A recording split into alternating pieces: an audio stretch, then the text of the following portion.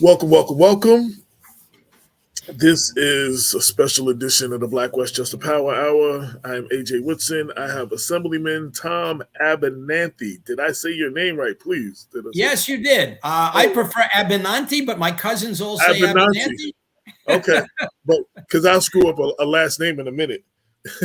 So I actually I just talked to a friend of ours, Bob Marone. Oh, yes. Yeah. How's Bob doing? Yeah, he's doing some kind of I'll have Damaris send you the article. He's doing some PR for some company or something. But I remember I used to come on once a week, and you used to come on either before me or after me. So I used to hear you every week on the radio.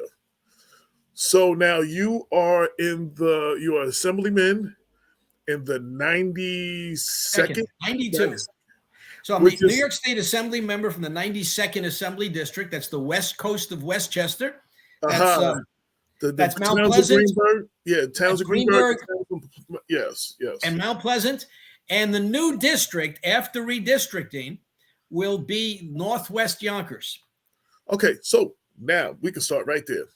So the maps were drawn up. The court rejected the maps. I understand there might be some appeal or something. So we're not sure if that's going to be the districts right now. Well, so far it's the district. The Court of Appeals, the court that heard the appeal so far is the appellate division. That's the intermediate level. They have put a stay on the judge's order. Now, the judge is still trying to move forward with his antics, but I am confident that the assembly plan will be okay. The assembly Republicans liked the plan. Many of them voted for it. It did not hurt them. It actually helped them in some situations. So, let's face it, the state of New York is 3/4 Democratic. And the assembly plan basically keeps in place the present number of Democrats and the present number of Republicans. And the Republicans have, I think, 43 out of 150 districts. So they have about 25% or a little bit more. So they're not unhappy. They recognize they're not going to take over the New York State Assembly. It is the Senate lines that are being contested most, and the congressional lines, because the control of the United States Congress is at stake. The Republicans in other states gerrymandered the districts to give them an advantage. And we in this state passed a plan that gives the Democrats a fair number of seats, given the fact that 3/4 of the state is Democratic. So, the Republicans are trying to say, well, we gerrymandered. Well, we cut a plan that gives us a chance to get 3/4 of the seats because 3/4 of the state votes Democratic. Okay. So now that we got that out the way, so if they are successful, though, that would push back the primary.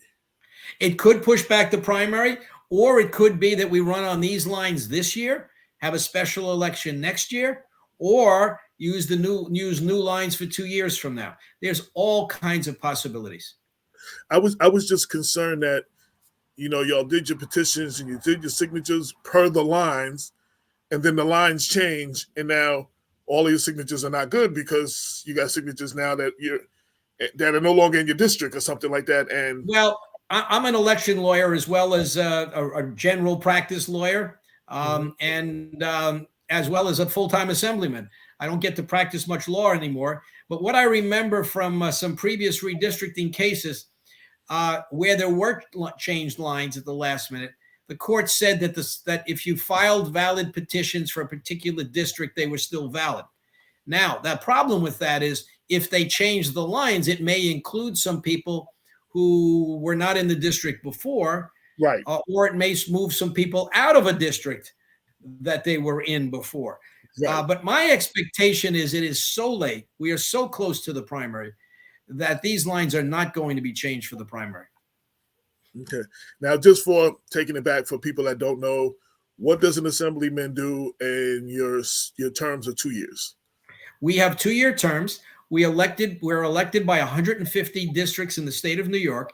We are one house of a 2-house legislature. We are called the Assembly. We're called members of the Assembly. The other house is called the Senate, populated by senators. They have 63 senators. Together, we make up the legislative branch of the New York State government. There's a governor as well. So we're kind of parallel to the United States system. We have a president in two houses. That's a Senate and a House of Representative. In Washington, you've got 100 senators, and you've got, 435, I think it is, members of Congress. So we are the more popular house. We like to we respond to the people. Everybody has a 2-year term. The executive branch is composed of the governor, the attorney general, and the comptroller. They're all elected to 4-year terms statewide. They are all up this year as well. Right. There's going to be a primary election on June 28th for all of the above, and a general election in November. So just for those, to explain it so some people will understand, the assembly on the state level would be the same as the House of Representatives on the correct. national level. Yes. Just to put it in perspective for that is correct. Boil it down. Okay, so let's see what's going on in your district. I've been doing a lot of stories in your district. Like I said, I just got a call about bullying in Tarrytown schools.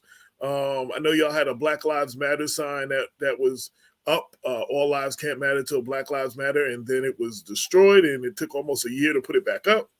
And I know I get a lot of calls about the housing.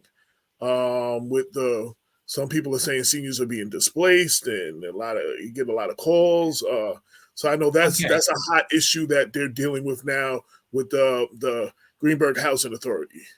Yeah, I have a little bit of understanding of what's going on there. Those are all local issues. They don't affect the state in any way, and we don't have much impact on those local issues. But I was the attorney for the Greenburgh Housing Authority many years ago, so I am very concerned about the way they're treating the tenants. When I was there, we were very concerned about the tenants, and the tenants, it was a good relationship between the landlord, housing authority, and the tenants. What's happened here, as I understand it, is the town decided, and the housing authority decided, that they were going to tear down some senior housing, and they were going to build some new senior housing. Now, of course, that displaces seniors, and the seniors are concerned that they get back in where they started. Many years ago, way before my time, way before modern history, I guess, the population in Greenburgh was displaced for housing for the housing authority to be constructed. And everybody who lived in that neighborhood was given a promise that they would get a spot in the housing authority. And of course, it turned out that there weren't enough spots for all the people who were displaced. So there was a waiting list. And I think that waiting list is still out there, although I would suspect a lot of people died. So the seniors are now worried that the same thing is going to happen to them, that there's a history here that the housing authority did not live up to its promise because they didn't build enough units. And so I think the seniors are worried, and that's a valid concern. Now, I don't know the specific facts. I had nothing to do with the housing authority for many years now. But if the seniors have some concerns, I'd be glad to hear from them and see if we can be of assistance to them. But it is a local matter. So what best that I could do is try to intervene and act as their advocate. We don't have any control from the state level. As far as the bullying goes, now that's disappointing to hear. There seems to be a trend these days, and I don't know what caused it, that some of the students are getting a bit, let's say, rambunctious, and they're picking on people. Now, I don't know if they're feeling themselves inferior, and therefore they've got to exercise some control over somebody else, or what it is. But I would like to hear from some of the psychiatrists and some of the psychologists to tell us, like, what's going on over here? What is going on? Yes, we did have some Black Lives Matter rallies, and I think they were appropriate. I've sat in on some of the meetings of a ad hoc committee that was put together in Greenburgh to review the practices of the Greenburgh Police Department, and I think they came out with a fairly good report. I'm not quite sure where it is right now. The police chief who was sitting there at the time has retired from Greenburgh and moved to another department somewhere else in the county. So I think he's working for the county. I think he's with the county. I think he's with the county now. He may be working for the county right now. Yep. But I do want to interrupt you though. I've been bringing up bad things. There is good Greenburgh Police Department just hired or appointed their first African American captain in the history of the Yes. department. Who So was that, by the way? Do you remember the name? I did the story. I can send you the link to. Yes, because I'm sorry to put you on the spot. There is one very, very popular police officer, black police officer, who was the community officer. And I know he's very, very popular. And I think the people would like to see him move up as well. I wonder if he was the one that, trying to remember his name. I honored him not long ago. I will pull it up. Now, I know that when we were talking, you said that's a local matter and not a state matter. Can you explain a little bit the differences? Sure. What a local matter is? What would be a local matter? What would be a state matter? Right. In our country, we have lots of government. Unlike other countries where you elect the top people and they appoint everybody, here everybody is separately elected. And certain matters fall within the jurisdiction of the federal government, other matters that fall within the state government, others that fall within the county government, and others that fall within the local government, whether it be a town or a city or a village. So when we're talking about the sign, for example, in Greenburgh, and I was there at the ceremony replacing the sign, that was a sign that was put up by local government. And the town government put it up, and some bore, which is the nicest word I can think of, tore it down. And so it spurred an appropriate reaction where they put up two signs. They came back and said, we're going to do a whole series of things to make it clear that Greenburgh believes that all lives matter, Black lives matter.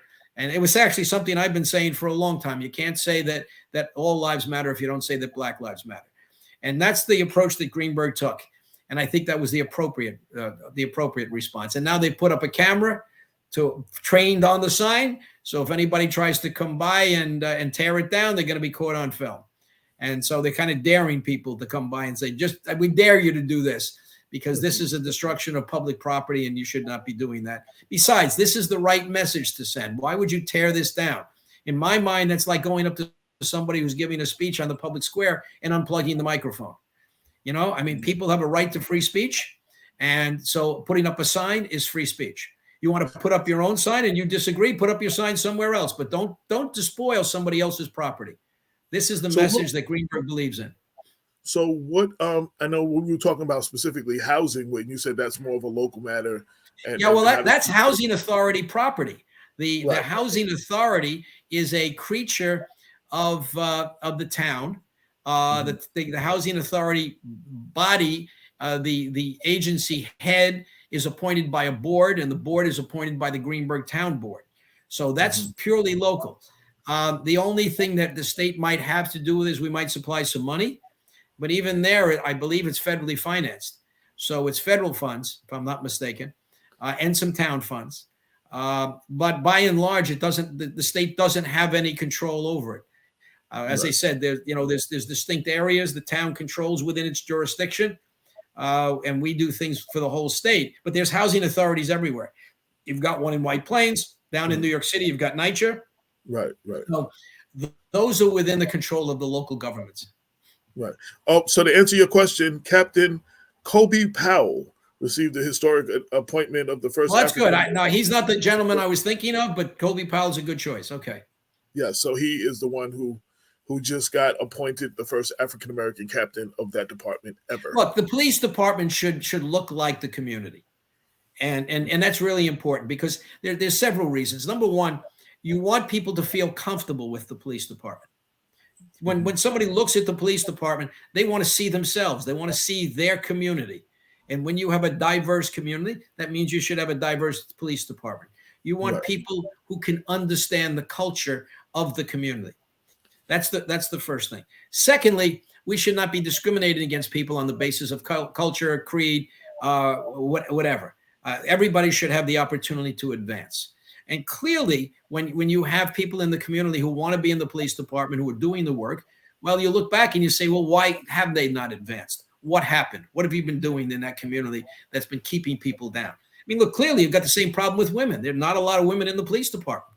And when a woman gets arrested, she should have a female police officer there in her presence. And we should be giving women the opportunity to serve in the police department as well. And Greenburgh's got a good size Asian American community. It's got a good size Hispanic Latino community, and we've got to make sure that the police department looks like the community.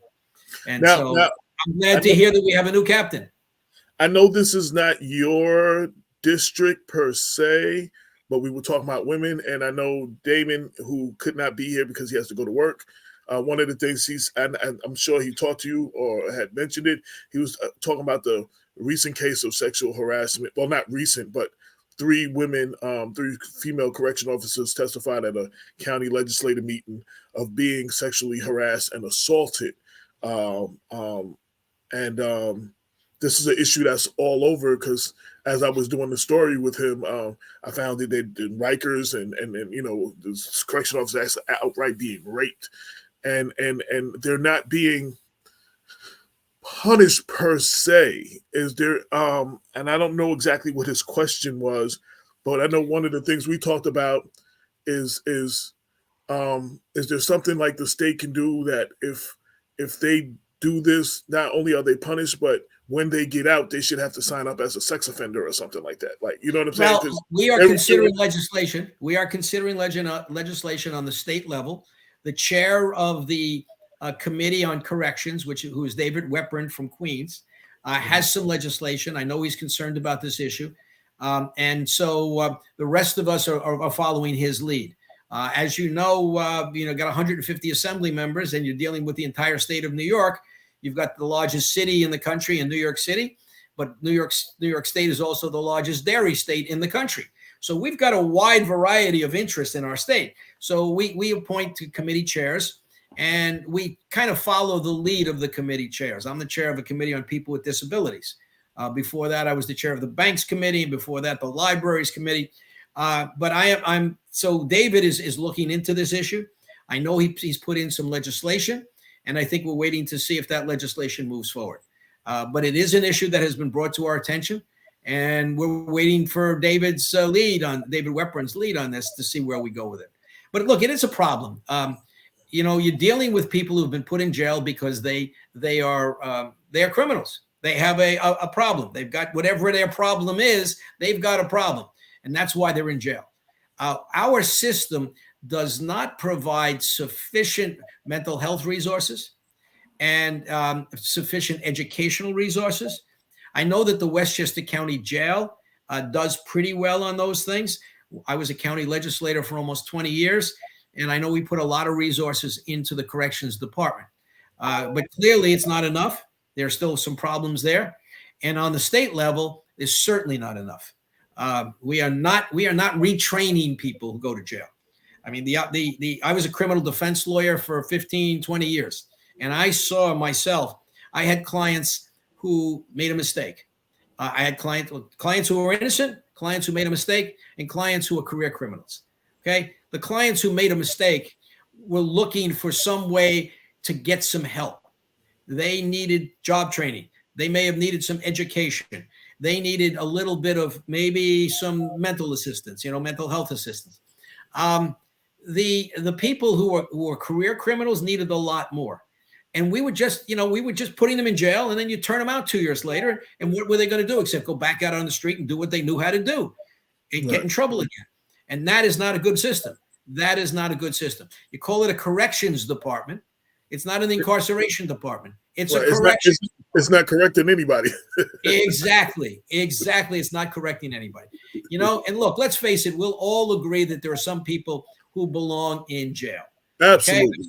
Okay? They just, and it's going to take a lot of work to correct them. But by and large, a lot of people just get picked up on dumb stuff or small stuff. I don't want to minimize crime. Right. On the other hand, it's a corrections department. And we want to make sure that when they come out, they go straight. They don't get in trouble again. And we're not doing that. But look, this is a societal problem. We're not providing mental health services for most of the people who need them. I mean, the pandemic, made it very difficult for teachers and for kids. And a lot of parents who were home and really appreciated what teachers go through, right? Because they're home with their kids now. And they said, my God, I never realized teachers had to go through all of this stuff with all these kids. But, so there was the need there for some mental health services. We've had, over the years, we've seen that suicide rates in kids, school age kids have been increasing, and mental health problems have been increasing. We're not dealing with that, and we should be dealing with that. So we've got a lot of work to do, and we've got to deal with that in correctional facilities as well. We should really make them correctional facilities. Now, I know one of the other questions, and I think this is the second question that Damon had, and a lot of people are questioning, this seems to be a hot topic, is bail reform. Now I know, and I fought with some people, there was definitely a need for bail reform. There were people that would get picked up for marijuana or something, or small crimes. In Mount Vernon, the same month of Sandra Bland, which was actually 5 women that month, were died in police custody. Raynette Turner in Mount Vernon, she got picked up for $35 worth of crab legs, was not released. She ended up dying in jail. So I know, cases like that, there should not have been a bail. There should have been no cash bail for her. But, one of my pet peeves is we call for these things and we don't be specific on what we want. So there was a rush to get bail reform. And now it seems like the reform needs to be reformed because... Well, we did that in the budget this year. The governor heard it, and she pushed forward. Whether what we did was the appropriate measure, it remains to be seen. I think there were 2 problems that were coming forward at this time. I don't know if either one of them was directly related to bail reform, but bail reform became the code word for crime. We saw a nationwide increase in gun violence, and it got blamed in New York on bail reform. So we had to respond in terms of bail reform. I think it's really more of a crime problem, and I think we need to deal with this gun issue. But I do sense that anybody who is caught with a gun is either a member of a gang or running from a gang, and ought to be before a judge so that the judge could figure out what's going on, either to put that person in jail or to protect that person. Why does this guy have a gun? Why does he have an illegal gun? So we want to get the guns off the street, and we want to get the criminals with guns off the street. Whether bail reform was the problem or not, that's what we addressed. We'll see if it solves the problem. I know one of the things was, I've heard from, of course, PBA presidents, police officers. I've heard from people on the street, and one of the complaints was, violent offenders were getting no cash bail, and I think the original plan that I originally heard, it was not supposed to include violent offenders. It was for non-violent offenses. That's what the no cash bail was for. Let's explain to your listeners. In the old system, anybody who was arrested for anything could be brought before a judge, and the judge would then determine, let the person go without bail or put a bail on the person to ensure that the person returned. Now, what we found was there were judges who were putting very high cash bail on someone for minor matters.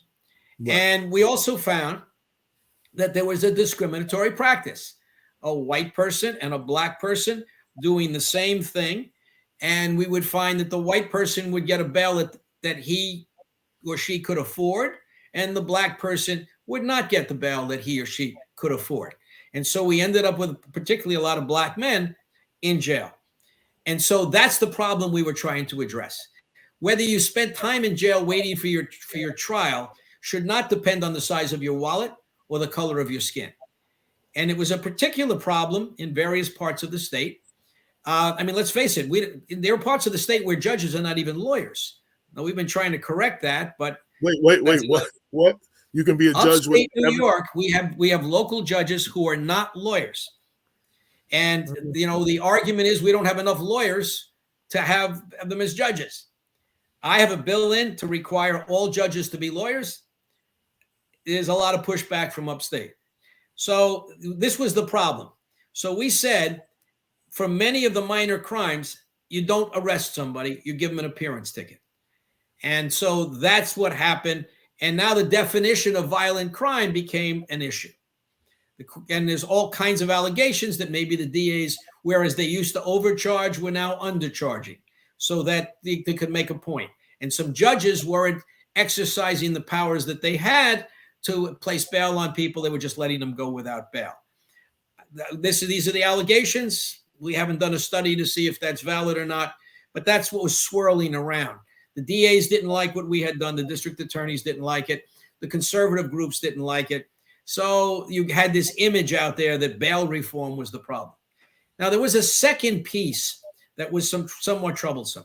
And that is there appears to be gangs or just individuals also who would just repeat the crime. They'd go into Home Depot, steal a wheelbarrow, and they get caught and get an appearance ticket because it's a minor crime. And then they go back the same day and steal a garden hose.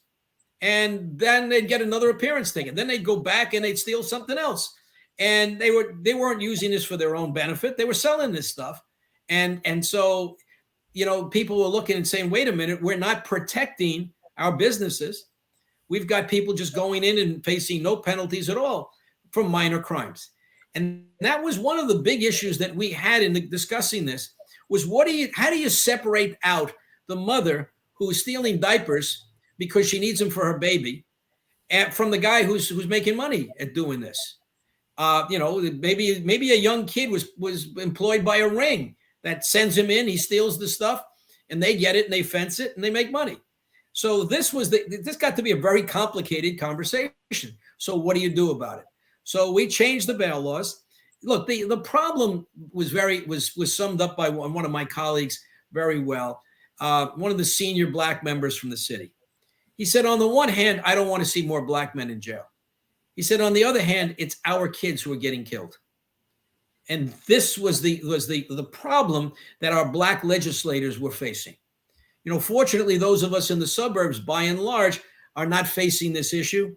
And we're not facing the discrimination to the same extent of harassment by police officers. So the rest of us are sitting there watching this and saying, which way do we go on this? And we were looking for guidance for some of our assembly members of color because they were facing this very issue. And there were big debates over this issue. We don't want more black men in jail just because they're black, but we don't want our kids killed because there are too many guns on the street. So what do you do? And hopefully we struck a balance, but only time will tell. And we're trying to do what's right for all of our communities. So you're running for re-election. And I asked everybody this, so why should people vote for you in this upcoming election? And talk about some of the things you've done, some of the bills maybe you're passing that you have on the table or whatever. Yeah, I have a big agenda out there and I've done a lot. I've been an assemblyman now for 12 years. I was elected in 2010. And it takes a while for you to get some experience in the state legislature to develop the relationships you need. And I'm now just for the last couple of years in leadership in the assembly. It takes that long in a legislature for people to rise to the top and for the senior members to leave so that you could become a senior member. So I'm chair now of a brand new committee that I push for them to create, people with disabilities. I have some experience and some expertise in that area. I have a son who's 22 years old, has autism.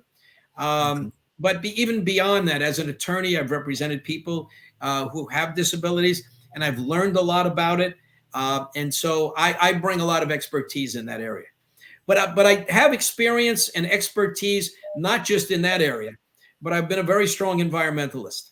And when I was a Westchester County legislator for 20 years, I was chair of the Environment Committee for a while, and I passed a lot of good local legislation.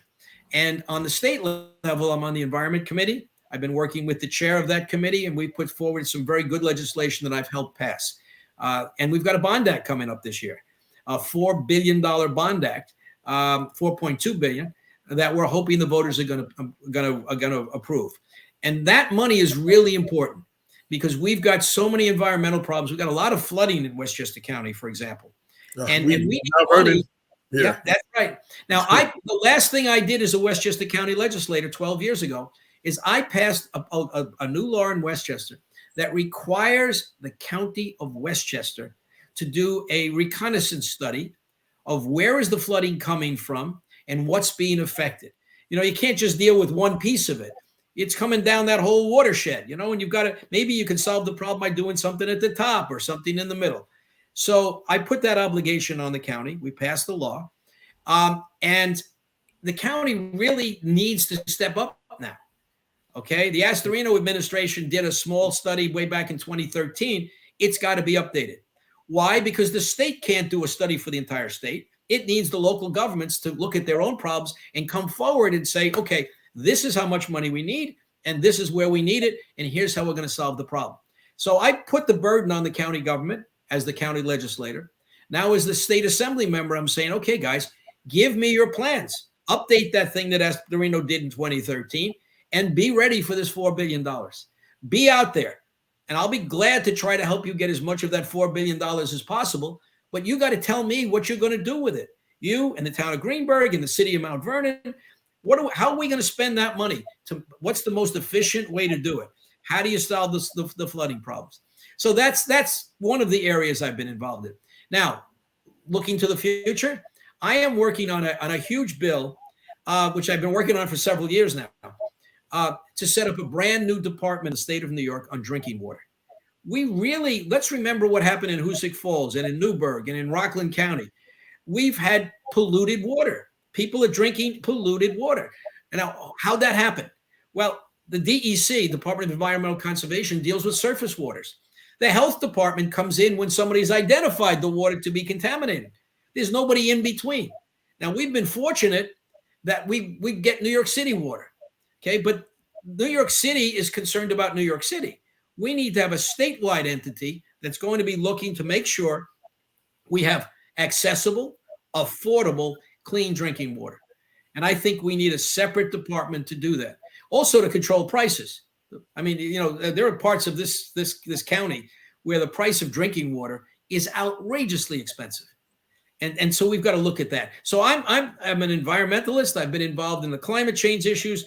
I've been involved in the water issues and the clean air issues. But now I'm also looking at drinking water, which I think is the issue of the future. That's the oil of the future. People are going to be fighting over drinking water. Look at what's happening in California, how they have droughts, they don't have the water they need, et cetera. So I think we've got to look to that. Now, that's the environment. I have also been very involved in you can't wait. Let me just tell you, you can't see Damaris is in the green room, and when you talked about California, she's giving you the thumbs up. So I can see her. You can't see her, so I just wanted to let you know. Okay, no, I can't see her. No, but we've got to think ahead. We've got to think about climate change. It's here. Look at the major storms we're getting right now. When the storms the storm water problems we're having is not necessarily the quantity of water. It's the timing of it. It's all coming down at the same time. When it's over a few days, you know what? The water drains. But if it all comes down at once, it just sits there because there's not enough capacity to get rid of it. And these are the kinds of things that we have to look to. Clean air. I passed a law in Westchester County, very simple. I'm trying to pass it on the state level to ban idling of motor vehicles for more than 3 minutes. Why? Because we did a little study when I was in the Westchester County Legislature. The pollution from a vehicle goes up and comes right back down. Who does that hurt most? The kids in the inner cities, right? The little kids in the inner cities with the lungs that are just being developed, and the pollution's going up and coming back down. And when you've got a concentration of people, we've got the same problem with the types of oil that the large apartment buildings use. It's that very heavy oil. We're trying to get them away from that. Really, we've got to move to a cleaner energy, and that's a state issue. The state and the federal government have to put incentives out there for companies to go non-fossil fuel. The debate, of course, is how quickly can we do this? The environmentalists want us to do it tomorrow. Well, but you can't stop all building. Mount Vernon needs renovation. Yonkers needs renovation. We need new housing for people. We need, we need to clean up certain areas. And if you're going to wait until somebody comes in with a heat pump and a system, you're never going to get to do that work. So it's a tug of war here between we want inner cities to be have cleaner air, but we also need housing for people. We also need to renovate certain areas that are becoming dilapidated. So this is a problem that we need a governor to lead us on. The legislature has been doing what we can, and we're ready to support whatever governor has the vision to be able to do this, because this requires departments with expertise to give us some leadership on what laws we should be passing. We've done a lot, but we could still do more. So there's the environmental issues. I'm a champion of people with special needs. You know, let's talk about the inner cities. A lot of the kids in the inner city schools are never identified as having other developmental intellectual disabilities. Why? Because let's be honest about it. The parents are not into it. They don't get it. They don't understand that, no, that's not natural for a kid to develop at that slow pace. A lot of parents who are well educated don't realize that happens with their kids. But if you have single parent families, and you have people who did not have the benefit of a good education in the past, or maybe working all of the time, and the kids are at daycare. So you've got a lot of kids there who need to be identified and who should be getting special education, because that can turn them around. That can, if you get kids early enough, you can overcome the challenges of having a disability. But we're not doing enough. We're not doing enough, and we've got to do more. So I'm a very strong advocate in that area. I'm pushing and pushing and pushing, arguing with the Assembly staff. I basically said I'm going to make people with disabilities a priority in this state. The ex-governor kept cutting the budget. This governor heard us and put some more money in the budget. I was pushing for more than we got, but you keep asking, you keep pushing, you don't get what you don't ask for, right? So you keep asking, you keep pushing, and this is an area where people, let's face it, we all get old someday. We're all going to have disabilities. We've got a plan now so that people have an opportunity to fully participate in our community. Now, look, taxes are too high in this county. We need more state aid. Property taxes pay for our schools. That's not the way it should be. We should have a lot more state aid paying for our schools. We just put in a ton of money this time, more money than ever before. And we're honoring our commitment to upgrade what's called the foundation aid formula for education. That is a formula that provides a basic sound, it's supposed to provide a basic sound education and meet the state's obligation to do that. We're still a long way from doing what's right. You look at Mount Vernon, for example. It needs a lot more help. But you know what the problem is? We're a rich county. In Mount Vernon, okay, if you take a look at the property values in Mount Vernon, for what you can buy a deserted shack in Mount Vernon, you could buy a farm upstate, right? So they look and they say, you guys are rich. You've got all this money. Well, we're not rich when you consider the cost of living and how expensive it is to live here. So, there are poor people here. They may look like they're wealthier, but they're just struggling, trying to get by. And so we've got to take a different look. But it's a big state. And the people upstate are going to say, wait a minute, we need the money too. So there's this tug of war. So we, the full Westchester delegation, have been pushing, trying to change formulas, trying to bring back more money for our educational system, because we recognize we've got a lot of people for whom English is a second language. We have a lot of people who come from poor families and single family homes. We've been trying to get universal pre-K in Westchester County. A while back, we paid on the state level, we're paying for New York City's pre-K. But this year we got a lot more money, but we're still not universal pre-K. And what we've got to recognize is there are poor people everywhere in Westchester County. You can go into any one of our middle-class communities, and you will find families who somehow accumulated enough money to buy a house or to rent an apartment in any one of our school districts. But you know what? Their kids go to school without lunch. I have communities where some of the parents send 2 lunches to school, and their kids eat 1 lunch and drop the other one off at the guidance office so that the guidance teacher can get that lunch to another kid anonymously, because that kid goes to school without lunch. That kid will be hungry all day because the parents can't afford to give him the lunch.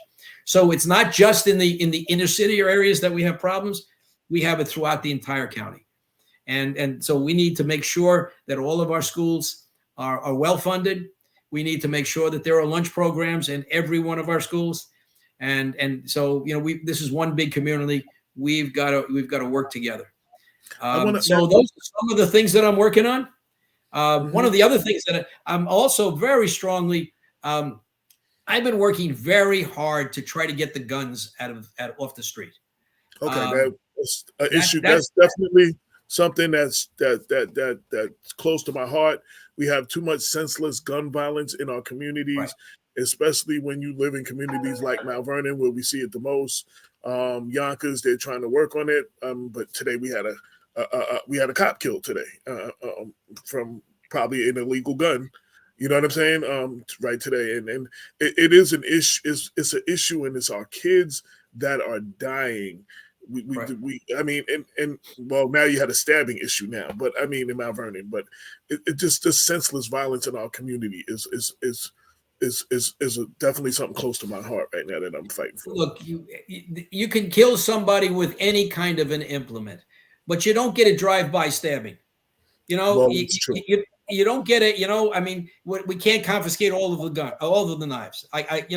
But the guns are particularly dangerous. I mean, you had a shooting the other day. What was it? A girl was killed when the Mount Vernon when there was a parade celebrating a. That was a stabbing. Okay, wasn't there somebody also shot a couple of blocks away? No, there was one girl stabbed to death, and there was one girl, she was stabbed, I think upward to 17 times, but she lived. But I think there was a shooting last night or the night before here in Mount Vernon. So we right. had it, yeah. Exactly. And so we've been trying to tackle that from lots of different angles. You have the street violence. A lot of those guns are coming into the state from elsewhere. Right. But what we're trying to do, and there's been some evidence that these guns get passed around, and you can trace them. There's a gun that may be used in Mount Vernon last night, but that same gun was used in a shooting in New York City 2 years ago, and it was used in another shooting in New York City 4 years ago, and we were never able to get that gun. So we've got to find a way to track down those guns and get them. But even beyond that, we want to limit the opportunity for new guns to come into the system. For example, I passed a bill that bans the manufacture, possession, and sale or transfer of undetectable guns. You know, guns that can be made out of plastic on a photocopy machine. Well, they don't call them photocopy machines, but on those new machines. Now, why is that important? Well, it's important because if you catch somebody with one of those, you now have the basis for confiscating the gun and taking it away from the person, and now bring that person into court, and you have now taken a gun off the street before it got used in a crime. Mm-hmm. So that's why it's important to make so many of these, because some people say, well, what's the big deal? It's only well, no, you want to get that gun before it gets into the hands of somebody who's going to misuse it. Plus, let's not forget all of the suicides, all of the situations where people get hurt with guns, domestic violence where a gun is used because it happens to be in the household. So there's all of these other situations that contribute to violence with guns as well. I mean, right at the moment, the concentration is on street violence. You know, then there's another time when the concentration is on some person who flips out and gets a high-powered gun and is mowing down 15 people in a school or in a mall. And then there's another time when we're talking about suicide. Well, we can't forget any of these. We've got to attack all of these problems and what's in common. And now you got these ghosts. Now you got these ghost guns. Exactly. Well, we've already banned them, you know, so that's legislature's banned them because we don't want them going around. We want to get them before they get misused. But there's two things that's in common with all of these situations. Number one is a gun. There is a gun there. And don't these people who tell us, well, guns don't kill. No, but guns in the hands of the wrong people kill. So guns are one of the common denominators. The second thing is the person with the gun has a problem. It's probably a mental problem. It is some kind of, you know, what is the mind of a criminal? What's in the mind of a gang member who goes out to shoot other people? They are not typical people. They are not. Let me interrupt you real quick. We was talking to a group of kids, and one of them anonymously told me that it wasn't on him that he has a gun. He is a good kid, and he doesn't want to carry a gun, but everyone else is carrying a gun, and that's why he has a gun. And we've got to get all of those guns. We've got to get them off the street. Now, how do you do that without violating people's rights? How do you you can't just go out and frisk everybody. What do? That was the Giuliani approach that everybody pushed back against. So how do we get these guns? Plus, do we want, do we want to make criminals out of these kids? That's the other issue. We don't want to give them a criminal record. So these are the issues that we're trying to deal with, and we need community input. We really need to hear from people in the community. And now we put a lot of money this year into preventive programs, which I think is really very important. We want people on the ground who are going to be able to deal with the kids that you're talking about, who carry a gun because they're afraid. So if you can have people in the community itself who the kids respect, who can talk to them and talk with them, now you're starting to get some feedback, and maybe you can identify some of the problems why the kids do carry the guns. Well, see, we can't. You can tell the kids there's a better way. Don't carry a gun. Right, but we need to get the guns out of the bad kids that carry them that they're afraid of, because they're carrying these guns out of fear, because they don't want to get caught not having a gun when everybody else has a gun. That's not a reason. I'm not co-signing that, but I can understand that logic. A lot of them said they're scared to go to the store, to around the corner from their house to the store. I live on South 7th Avenue. I understand. I live in the middle of this. I live a block away from the project, 4th Street Playground. I see this. I see these kids. They're the kids on the hilltop. I mean, and not just to make it a Mount Vernon issue. This is going on. There are kids like that in all these our communities. You know what I'm saying? So. Well, that's why I said with bail reform, if a kid's got a gun, you want to know why. If the cop stops somebody and finds a person with a gun, we've got to figure out a way to have, number one, you want to get them before a judge, and number two, you want a diversion program. Somebody's got to be able to look. I'm not sure that bail reform was necessarily the way to solve this problem. I had proposed that we set up a special court to deal with these types of issues, so that you could have a district attorney, a defense lawyer, and a judge who are all schooled in dealing with these issues, rather than having every local judge under the sun having the power to put somebody in jail again. We don't want to, especially if they're not lawyers. But look, it's an issue that we're going to keep talking about. It is a very serious issue. And look, the mayor of the city of New York is talking about it constantly, right? He's absolutely. Now I have one more question, and then I'm gonna have you give your social media and how everybody can contact you. Now, this is a different kind of a question, but it concerns me. We had what we saw in January 6th at the Capitol on the national level. I've watched the last election. I've watched around the country. They're trying to put these not just redistricting, but these voter suppression laws. You know what I'm saying? To change the vote. Do we have something in place if, let's just say, the Republicans didn't want to honor the election in New York from taking over, like what they tried to do in the Capitol? I think that's something we really like. They seeing that in the Capitol and thinking that was just there. I think we really need to be wondering, are we prepared here? I had the same thought. I actually raised with the Speaker's office, do we really want to have only the state police protecting us, or should we have a separate legislative police department? We have a sergeant at arms, but these are not skilled cops. They keep order in the chamber. So that was something that I was concerned about, just like you are, to protect our legislature. As far as the laws go, we've been trying to make sure that our elections are protected, that we have laws in place to ensure election integrity. Look, I have a bill that's pending for quite some time now that a lot of advocates wanted, and that is to require a recount if it gets very close, because there's lots of ways to monkey with an election. I mean, some of the voting machines that people are talking about right now, particularly people in the disability community, they want machines that are easy for people with disabilities to operate. Well, so far, every machine that I've seen that's easy for people to operate is a machine that could possibly be tampered with electronically, even, with somebody's cell phone. And so I'm not satisfied with the machines that we have. Now, how's that related to what you're talking about? Well, it's related in the way of we don't know who owns these companies, who manufacture these machines. So that's one concern we have. We've tried to open up the ballot as much as possible. We have early voting now.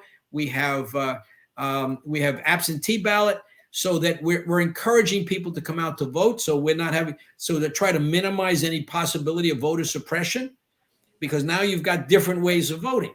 It's not just one day where a bunch of people could stand outside a polling place and intimidate people.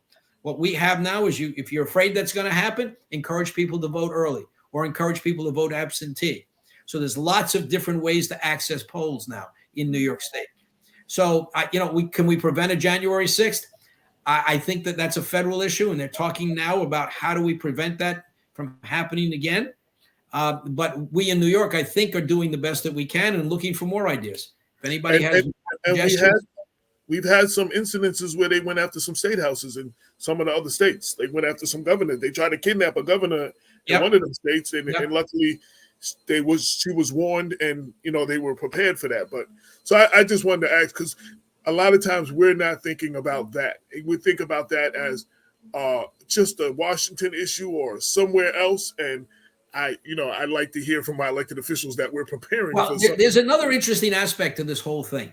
Sometimes lots of governments get in the way, but also having lots of governments is helpful. If there is something where the state police are overwhelmed, you've got a huge New York City Police Department. And if the New York City Police Department is having difficulties, you've got a good sized state police. So we've got two forces here in the state. And then you've got the National Guard. So if we were to need backup, I think we have enough uniformed officers around. And we just have to have faith that our governors, we just have to be careful. Elections matter. Let me just put it that way. Elections matter. We saw that with a president who was a rogue president. And fortunately, the system survived. And I think the system survived because it is so diverse. There were governors. And I just want to say that they're preparing. It's almost like that was a dry run. And that's why I'm asking these questions.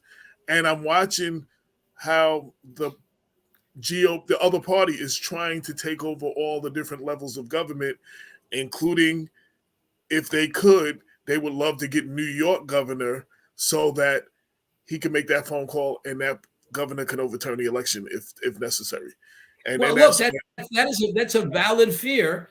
And that's why, like I'm saying, I have suggested that the legislature have its own police department, because if you have a governor who is intent on subverting the government, I don't want that governor controlling the only police department. Now that may sound paranoid, but I'm on the same page you are. Hey, Bob Marone. Bob Marone said, "He who controls the police department controls the city or the county or the state. He who controls the police department is the one with control." Right. Yeah. That's right. And it's not beyond the realm of possibility that you end up with a governor who is not in line with the philosophy of the entire state. I mean, right now we have a challenge because we have a Democratic Party that is so split up. And I'm not even sure how many made it onto the ballot. I haven't seen any stories yet, but I'm assuming that we have 3 candidates in the Democratic primary. And one of them is going to be running in November on the working families line. Now, the Republicans also have, I believe, 3 candidates. I haven't seen the final numbers as to who made it on the ballot yet. And one of them is going to have the conservative line. So you're going to have all of this, and then there's some talk that the ex-governor may want to come back and form his own party. So somebody could win with 35% of the vote. That's my fear. Right, and I can't tell you in advance who's going to get that 35% of the vote. And it is scary. It is scary. Look, in the city of New York, we have runoff elections for that reason. Right. We had runoffs. Now that we've gone to this new system of ranked choice voting. Yes, yes. So is that ranked choice voting? Was that just for the city, or is that going to be for the state elections? That's just for the city of New York. Okay. I did a lot of coverage of that last year. So for anybody who's hearing you, don't really know you, social media, website, how do they get in touch with you? Donate to your campaign, volunteer. Okay. First of all, my official website is the New York State Assembly website. Just go to nyassembly.gov and go to members and find my name. It's the second name on the list. So anybody wants to see what I'm doing in government. In politics, it's Abinanti.com. Very simple. ABINANTI.com. If they want to reach my assembly office for service, it's 914-631-1605. 631-1605. If they want to get in touch with me for politics, 328-9000. 914-328-9000. And there's also we also have a I guess it's reelect Tom Abinanti is the let me see, that's a new email. I just want to make sure I have it right. Let me just look here and see. We just set it up. We want to make sure that we have an easy email. It's I think it's reelect Tom Abinanti. That's it. @gmail.com. The Maris is yelling @gmail.com in the back room. You can't see her. I can see her because she's in the green room, but she's like I can't see her. You can see her. Yeah. Reelect Tom Abinanti @gmail.com. But I think what the final pitch is, I have the experience, the expertise, and the energy. As you can see, I'm not falling asleep here. I still have the passion. I still get into this, and I have experience. I have a lot of experience, but it's not just experience. It's also an expertise. You could be in government for quite a while, and nobody notices you're there. It's what you did with that time that you had in that seat. And I think I've done a lot for the county of Westchester when I was a county legislator, and before that a town councilman, but even more so now that I'm an assembly member. I bring an understanding of our communities gained through experience. And I bring in expertise in how I served as staff in the legislature. I served as staff to a congressman, staff in the legislature, as we said, counsel to the Greenburgh Housing Authority. So I bring all of this expertise that I've gained over the years, not just experience. And I still have the passion and the desire to do what I can to help our community. I still have that energy. So 3 E's: experience, expertise, and energy.